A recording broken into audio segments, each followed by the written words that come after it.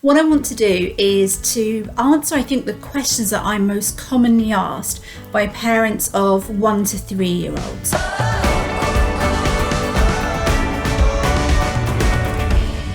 Hi everybody, I'm Sarah Ockwell Smith. I'm a mum of 4 and I'm author of the books ToddlerCalm and the Gentle Discipline book.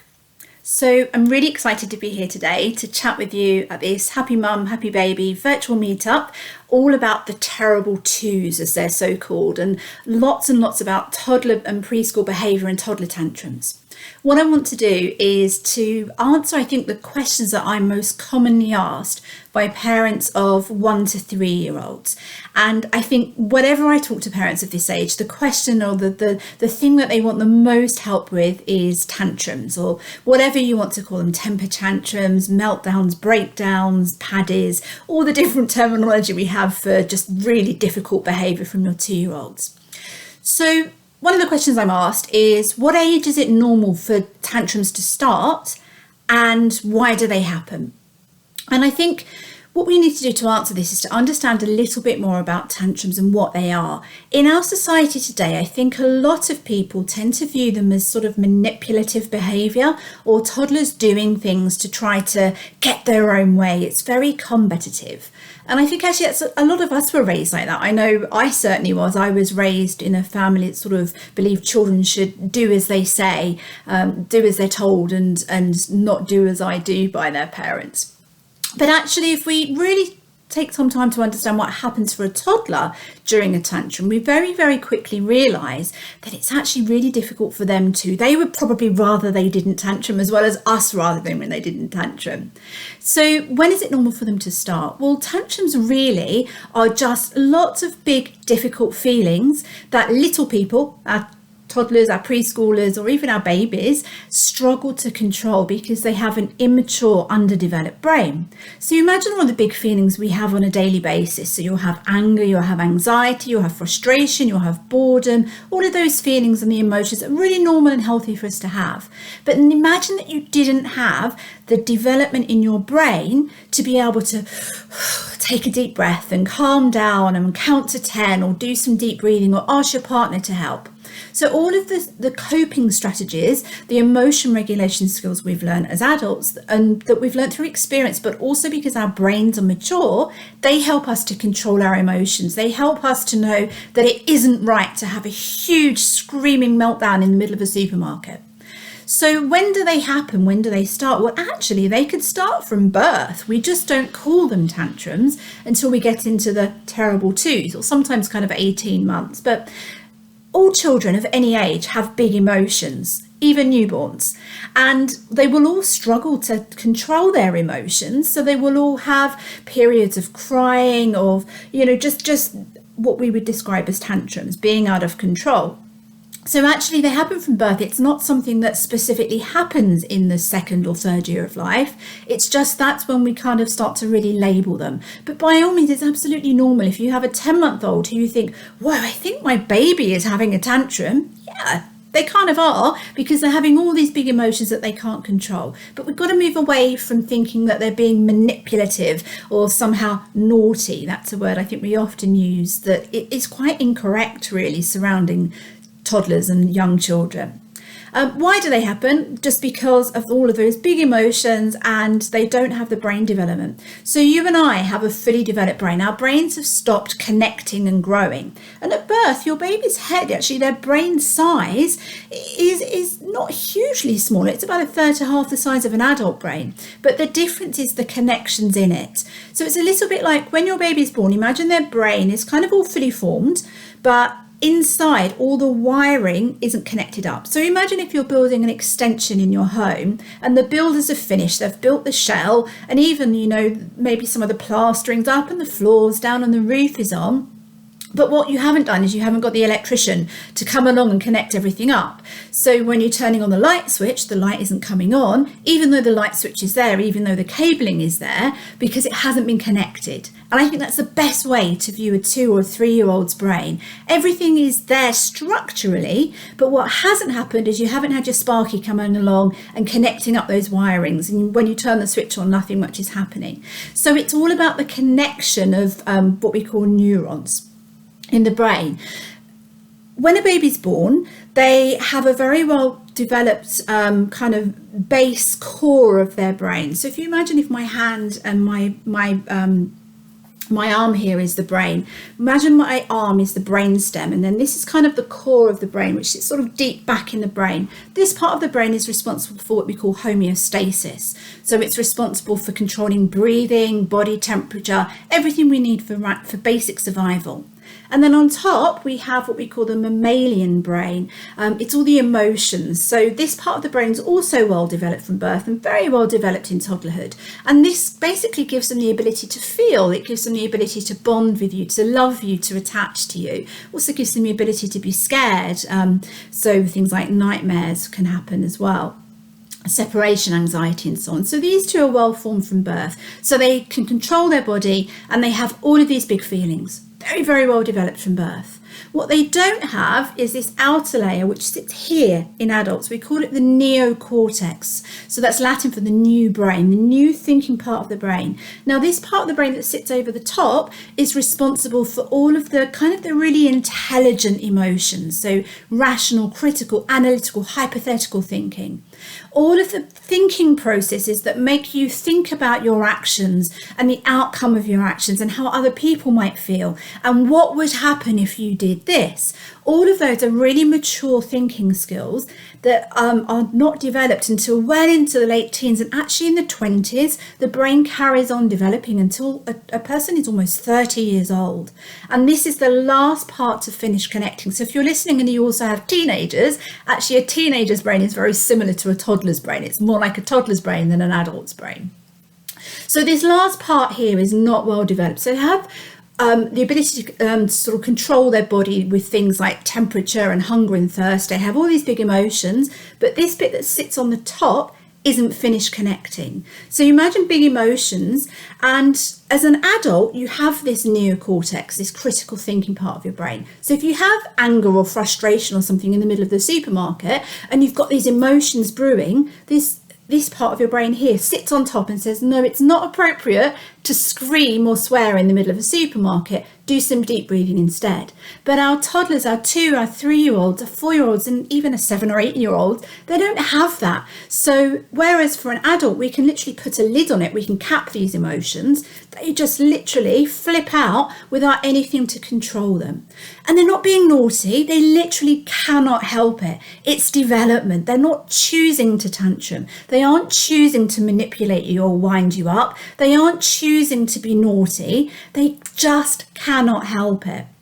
They can't control it because of their brain. And impulse control, the thing that really puts a lid on things and says it's inappropriate to have a screaming tantrum right now, that's actually one of the last parts of the brain to develop in the late 20s. But even that said, I'm sure we all know adults who temper tantrum quite regularly. In fact, I'm pretty sure you've tantrumed recently. I certainly have. We all have big feelings too, and even though we have mature brains, sometimes we struggle to control them as well. You know, when was the last time you flipped out? Mine was probably a couple of days ago. So what we shouldn't do is expect more from our toddlers than we do from ourselves, because we're adults with a grown, developed adult brain, and they're just not. So what I talk about when I'm talking about tantrums in 2 or 3-year-olds and whatever age is think of it more as development and think of it as ability. So you wouldn't punish a fish for not being able to ride a bicycle. And I know that sounds utterly insane, and you're like, why is she talking about fishes and bicycles? Well, expecting a toddler to not tantrum, expecting a toddler to always be calm and listen to what you say and do is like expecting a fish to ride a bicycle. It is just physically utterly impossible. They just can't do it. And actually, probably the best thing we can do is to reset our expectations rather than change what they do. I'll answer that in a little bit about what to do. So obviously the question that follows from this is, what should I do? How should I respond when my toddler tantrums? So there are a few things that you need to be aware of. When I talk about discipline in all of my books, I talk about a 3-pronged approach to discipline. Not as complicated as it sounds. You want to think about what to do in the moment. I call that emergency discipline. So whilst your toddler is freaking out, you need to think about basically keeping them safe, keeping yourself safe, keeping other siblings or even things safe if you're in a shop in the china department or something like that. And I call that short-term emergency discipline. But you've also got to think in the long term. You've got to think, why is my child doing this? Is there anything triggering them? Is there a reason that's making this happen more, particularly in this place or with this person? What can I do to understand and help my child a bit more to reduce the chances of it happening? And I think parents get really confused about this because they do things in the moment and expect it to work, but they don't think about things in the long run. The other part of this three-pronged approach, or this three-branched approach, is you. And actually, this is the hardest thing about parenting, and realizing that it doesn't matter what you say, it matters what you do.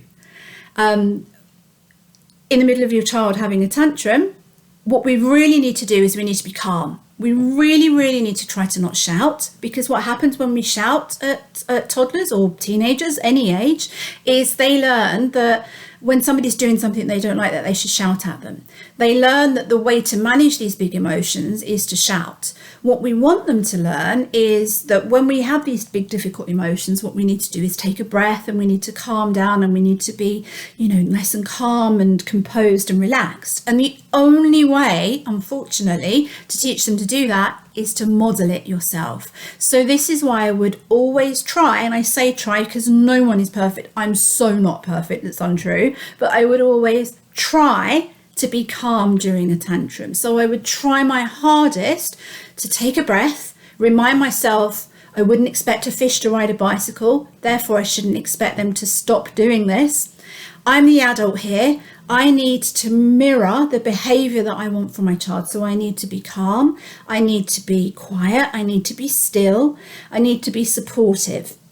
What I don't want to do is end up shouting, yelling, dragging them or something like that, because what I'm teaching with my behavior there is that's the best way to handle a tantrum. So what I'm going to do first of all is I'm going to think about the short-term discipline. Remember that in the moment, the safety, but I'm going to combine that with thinking about what sort of a role model am I being here. So, and I know it's really, really hard, right? Because it always happens in front of somebody or somebody you're trying to impress, or there's always some old person tutting at you or saying, oh, in my day, my kid would have had a slap and they wouldn't have done that. But we need to kind of think inwards a little bit. We need to think less about what other people think of us, and we need to just remind ourselves, my kid is having a hard time. They're not trying to give me a hard time, they're having a hard time. I need to be the adult here. I need to take a breath, I need to calm down, and I need to be calm because they're looking at me to know how to behave. In the short term, I have an acronym that I talk about in my ToddlerCalm and Gentle Discipline book called SENSE, SENSE. So S stands for safe or safety. The most important thing during a tantrum is that you keep your child and other people and yourself and items safe. So that often will mean actually physically moving your child away until they're somewhere safer. And that's okay. They probably won't like it. They'll probably tantrum more or cry more. And it's okay, because safety matters more than anything. And sometimes if you can't get to them, you might have to yell. So I know I've said yelling isn't great, but sometimes you might have to yell. So for instance, there was a time when my daughter was scooting towards a main road and I couldn't get to her in time to grab her. So I had to scream at her like a fish, like, stop! And obviously I really made her cry when I did that, because I try not to shout too much. Everybody shouts at some point, everybody's human, but I try not to do it too much. And of course I made her cry because she's not used to me shouting that much, but it was necessary because I had to stop her from going in the road. What we do after we've kept them safe, whether that's verbally keeping them safe, telling them, or moving them away, like if they're trying to hurt a new baby or something, I'd be picking up whoever I could get to first, is we all need to take a breath. And we need to empathize. That's what the E stands for. And this is just reminding yourself, my kid is not doing it deliberately. They have a toddler's brain. They can't do anything else. They are literally behaving in the only way they know how. This is really hard for them. As hard as it is for me, they're probably feeling worse because look how out of control they are. And we all know how awful it feels to be that out of control. So have a moment of empathy. You don't do anything. It's just a split second to remind yourself to stay on their side, work through it as a team. Don't work like parent against toddler. Fix it together. The N stands for name, but what I'm going to do is say, take a pause now, draw a line under the E. What we need to do is wait for your toddler to calm down. Now they're safe, now you've empathized with them. The two of you need to go somewhere together and calm down, because there's no point talking to a toddler mid-tantrum. There's no point talking to an adult mid-tantrum because they see red. They're in the middle of the fight or flight approach. They're full of cortisol and adrenaline, these hormones that pump you up and get you ready to fight or run away. So there's no point talking to them now. They literally cannot hear you. Wait until they're calm and wait until you're calm. When everybody is calm, then it's good to say, okay, I can see you were really angry because we had to leave the park, or you were really sad that your brother wouldn't share his toy with you. By naming, and that's the N in sense, by naming their emotions, what you're doing is teaching them the words of emotions, which is super helpful in time, months, years probably, when they come to you and say, Mom, Dad, help, I'm feeling really angry. I need your help to calm down. And the best way to teach a child about emotions is not books, is not TV programs. It's to name and label the emotions when they are feeling them, so that in future they'll be able to say, I need your help to calm down because I'm very sad or something. The next thing we're going to do with the S in sense is we're going to support them. And support just means support them in whatever way they want to be supported. So for some toddlers, they'll need a big hug. For others, the worst thing you could do is hug them. If I tried to hug my daughter after a tantrum, she probably would have kicked me and cried because she just wanted to be left alone. And I'm very, very much a sort of prefer to be left alone person. So what we're going to do is we're going to just support them in whatever way they want to be supported. So that could be to sit close to them. It could be to say, I'm here if you need me. It could be to hug them. It could be to give them space if they want space. And the last thing we're going to do, the E in sense, is we're going to explain to them what they did and why it was wrong and what they could do better next time. So I know you really wanted that toy and your brother wouldn't give it to you. But the next time you struggle, if you've asked nicely, come and ask Mummy or Daddy to help, don't hit him on the head because it hurt him. Now, you need to keep the explanation really sort of as short and concise as possible, depending on the age of the child. And also, I wouldn't expect them to learn a huge amount from it. This is the sort of thing you're going to have to repeat again and again and again. Because remember, even if you've told them what to do, they don't have impulse control. They don't know what they need to do. So expect to be saying it quite a lot of the time. But do make time to explain when everybody is calm. So that's what we're going to do in the moment. We're going to keep them safe. And we're going to try to be calm ourselves. But you must keep reminding yourself, my kid is not doing this on purpose. They're not being deliberately naughty. They're not being deliberately manipulative. They're just doing what they can with a toddler's brain. And yeah, it sucks for me, but it sucks for them even more so. Somebody said quite often will ask me how they reduce the amount of tantrums their toddler has. And it's sometimes I'm asked questions, parenting questions, that I really wish I could give a great answer that I know parents are wanting to hear. But this is one of the cases where I have to say, you're going to have to wait. I'm really sorry. It just comes with time. As I said, even adults tantrums sometimes. As children get older, as their brain starts to develop and they get all of these more mature skills, they will start to calm down and the tantrums will naturally lessen. And there's not a huge amount you can do until that happens. But remember what I said about you role modeling. They do look to you. So when you have your own big feelings, how you respond and react to them, they will be watching you. So it's a little bit about what we role model ourselves. But also, when I remember I said the other side, the third branch, this long-term discipline, and that's all about asking why. Why is my child doing this? It's about asking how. How are they feeling? Why are they doing it and how are they feeling? Very often they're doing it just because they're 2 or they're 3 and they have a 2 or a 3-year-old's brain. And the answer sadly is You need to just wait for them to grow up a little bit. Don't expect a fish to be able to ride a bicycle.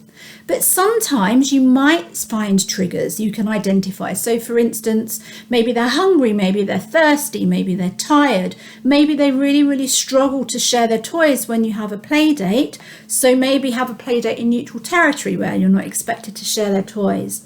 If you have more than one child with siblings, maybe they're really struggling because they need more one-to-one time and attention with you. That's really, really, really common when a new baby arrives. I talk in the second baby book about making time for the older child when a new baby arrives, preferably 15-20 minutes every day, just playing one-to-one with them. Because if they don't get that individual one-to-one time, they're going to be even more jealous and upset with their sibling, and they're going to behave in all sorts of difficult ways. So making that one-to-one time. But whatever it is, it's about being a detective and finding out what those triggers are and can you reduce any. So for instance, if things are always horrendous when you go to the supermarket with them, do you really have to take them? Is there something else you can do? If their behaviour is always terrible at a playgroup, do you really need to go to the playgroup?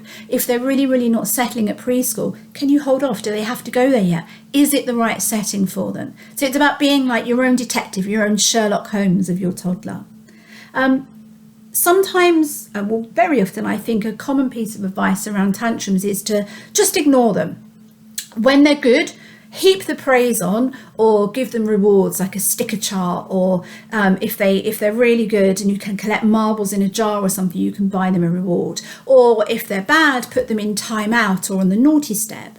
The problem with every single one of those techniques I've just mentioned, and I know they're really common, I tried them myself with my firstborn, it's what our society tells us to do, is every single one of those presumes the problem of a toddler's behaviour is the motivation. They all presume that the toddler is behaving in this way deliberately because they are either not motivated enough to behave another way, or because they're getting something from it and they're motivated to do that. So the idea there is, if we demotivate them with punishment or exclusion, sending them away from us, they're less likely to behave in that manner. But we know that's not true. We know that they cannot behave any better. You can't make a fish ride a bicycle. So what we're doing with the naughty step and time out and ignoring them or sending them to their room is we punish them for being a toddler. It doesn't help them. It can't speed their brain development up, but it does leave them alone with their big feelings, which is if you think about the fact that we have huge mental health issues with teenagers, for instance, then you have got to think about the fact, well, if we teach them when they're toddlers that we don't want to be near them when they have these big feelings, what impact is that going to have in the next 5, 10, 15, 20 years? But we do know that it doesn't help because they can't control their feelings. Similarly, if we reward them when they're good, heap the praise on, give them stickers, give them rewards, we're also presuming they can control their behaviour. But they can't.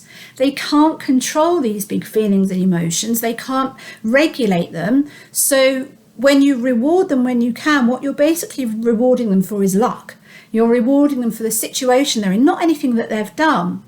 And what we also know about rewards is actually the more you reward a child for doing something, so much research into this, the less likely they are to behave in that way unless you keep rewarding them and the rewards increase. So this is a little bit off topic, but say if you want your child to set the table at dinner and they're a little bit older, if you reward them for doing it, they're going to keep wanting that reward. You create what we call an if-then child. If I do this, then what will I get? Which is really difficult as they get older. So trying to avoiding those rewards and those punishments, I think, is the best way forward. And remembering they can't help it. The other thing about rewards is I'm asked, do you ever use rewards? And I do sometimes, but really, really, really, really rarely. I save them for the time that I need them the most. Basically, if I really need my kid to behave or do something in the moment, I would bribe them, aka reward them. So for something like if I have to go to the hospital and they won't get in their car seat, I might give them a reward for doing it. If I'm on an aeroplane and I need them to be quiet, I might give them a reward for doing it. But the key is, because I use rewards so infrequently, they actually have a really, really good impact when I do use them. But they only have a good impact in the short term because they only create compliance. They can't change a toddler's brain development. So I'm not saying don't use them. I'm just saying keep them in your bag for the times you really, really have to. But otherwise, go through that sense, the safety, the empathy, name, support, and explain. Rewards are really not a very clever way to deal with toddler emotions, as are punishments. So why do other people's toddlers behave better than yours? Always ask this. In the same way that everybody else's life looks better on Instagram, you see a snapshot of somebody else's life. You don't see what happens behind closed doors. You don't know what's happening for anybody else. We're not always truthful about things. I think the really sad thing in our society is we seem to think that our child's behaviour is somehow an indication of our parenting ability, which is just not true. It really, really isn't. If your child tantrums constantly, it's got nothing to do with you. It's just about your kid's brain. So be really wary of comparing your real life to what people present online. The other thing that I will often find as well is why do toddlers behave worse for their parents than anybody else? This is really common. So why are they better for nursery or their childminder or their grandparents? Simply because they have the strongest attachment and connection to you. So they feel able to be their authentic selves with you. If they're feeling really, really bad or really sad or angry or frustrated, they know that they can be themselves around you. They can let it all out and you will still love them and you'll still be there and you'll still support them. And that's because you have such an amazing relationship with them. With other people, and I'm not saying they don't have a good relationship, but it's not the key relationship. It's not the key attachment that you have.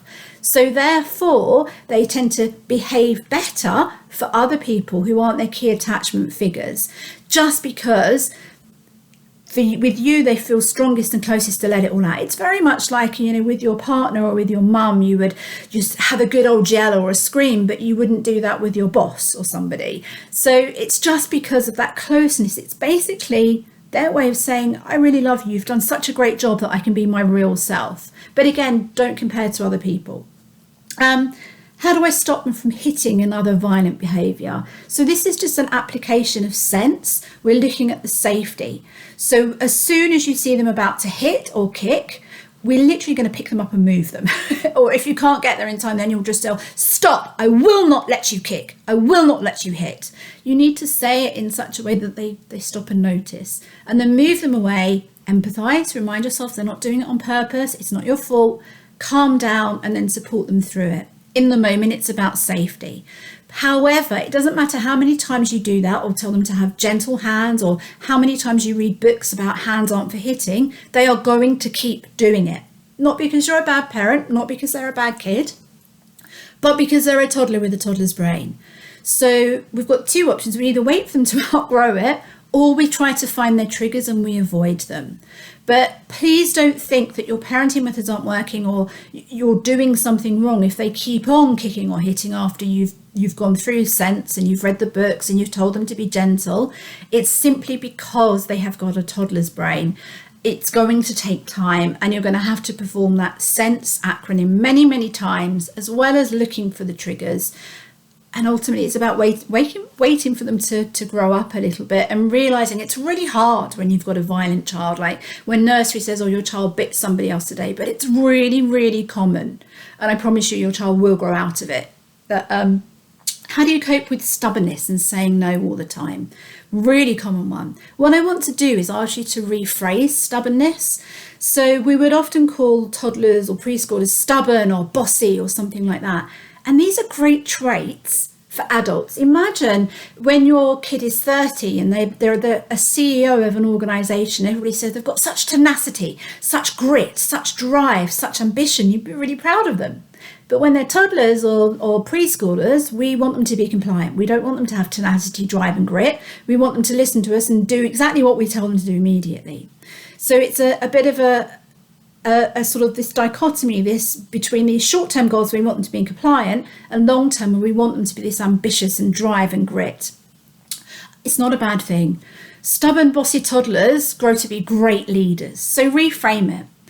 What if you really need to get them to do something? So this is where I would focus on how much you tell them no in their lives. You know, toddlers have very little control over their lives. And if we can give them some more control over things, so for instance, what they wear, what they eat, how they play, what they play with, the more control we can give them in their lives, the less control they'll try and demand and less they'll be saying no to us. I'd also think about, can you make it into a game? So can we sing a song as we put our shoes on, or can we have a race to tidy up? Make it more fun, make it more appealing, join in with them.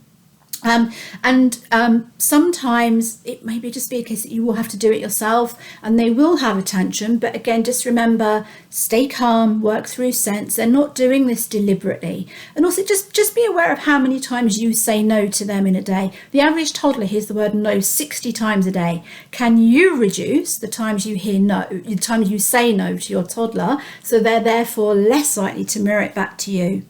But I think it's about whether we're talking about toddlers, tantrums, whether we're talking about stubbornness, whether we're talking about biting, whether we're talking about them behaving worse for other people, behaving worse for us than for other people. It really comes down to what I started with, which is understanding how your child's brain develops. Understanding it's not personal. Understand that they're not being deliberately naughty. Understand that you're not being a bad parent. Please, if you're watching this, I'm sure you are a great parent. Cut yourself a break. Nobody is perfect. I'm meant to be a parenting expert and I screw up regularly. If anybody wants to Google my name, and I have a blog called 7030, Getting to 7030. My goal is to try to just do parenting okay 70% of the time and forgiving myself the 30% of the time that I slip up.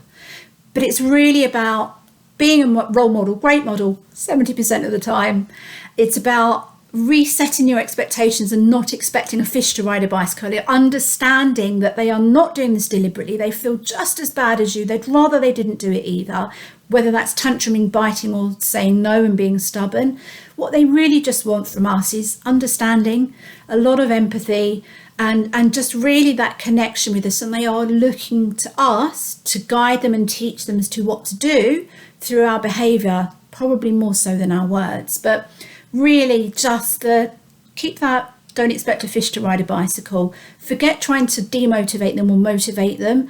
Just understand that they are doing the best that they can. And I promise you, this stage will pass. My kids are all teenagers now. The toddler years are becoming more and more of a distant memory, but they will pass. And I am sure you're doing a great job and you're raising a great kid. Thank you so much for listening. I hope that you've enjoyed this Happy Mum, Happy Baby virtual meetup session, and I hope that you enjoy the following sessions that occur over the next couple of days. Thanks for tuning in. Bye.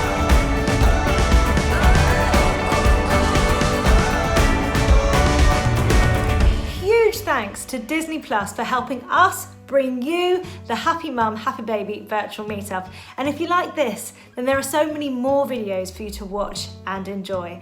Just head to happymumhappybaby.com to find out more. Enjoy!